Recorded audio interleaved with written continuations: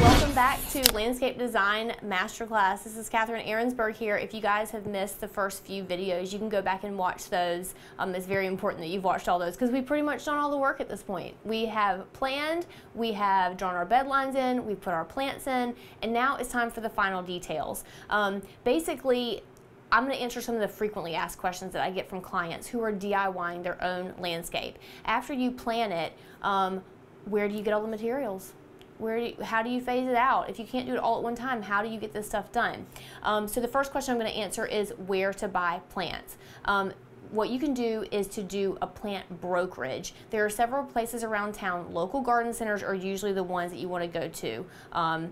Any local garden center who will do a plant brokerage. And what you basically do is you take that plan that you have, you write your list of plants, how many you need, what size you need them in, and then you take it to the local nursery and they will order the plants for you. The worst thing in the world is to try to show up to a big box store and try to shop for what you've designed from what they have available at a big box store, because the big box store orders what they want and then you kind of have to just deal with it.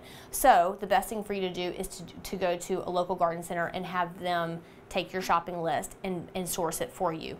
All in one place, buy it there, and take it home. Another question I get a lot is where you buy materials. So you've got your plants and you've got your materials. Some garden centers, local garden centers, will sell your mulch, they'll sell dirt, the pre-emergent, all these things that you need to prepare for this landscape, including equipment and things like that. I always rent my equipment from Home Depot or other equipment sources locally, and you can do the same where you are if you're going to DIY this project.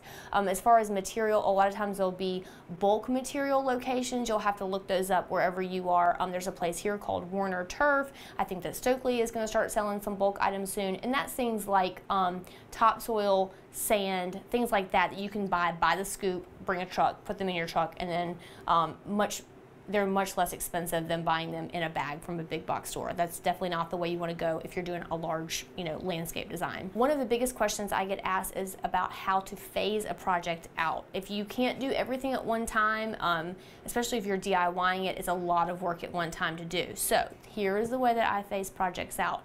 Number one, demolition. Get all of the old stuff out, all the old weeds, the plants, existing shrubs or trees or any of that stuff that are not on this new plan and you know have to go. I can tell you that once you clear all that stuff and demo it out, it's gonna feel like a whole new landscape.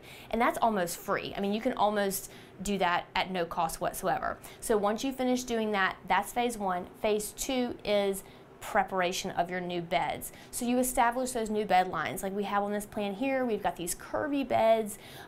You can just establish the bed lines, show where those are going to go, put your metal edging in if you want to do that, which is hugely helpful to maintenance, and then mulch the whole landscape bed empty with no plants in it. You can do that phase two. If you want to get fancy with phase two, you can put in your larger shrubs that need, you're kind of prepping for those to get bigger as you go along, and you're good with having those in first. They can get established. So you can put in those big corner plants. If you have your little Japanese maple tree or other trees that you may be putting in, you can put those in first along with phase two if you want to really delve deep into phase two. If not, you can move to phase three, and that would be when I would put in the larger plants, those big establishing corner plants, your trees and things like that. And then phase four would be the shrubs, the seasonal color, all of those things. So that's how I would phase out the project. And how you phase out your project is completely up to you. It takes some people 1 year to phase out a project. It takes some people 10 years.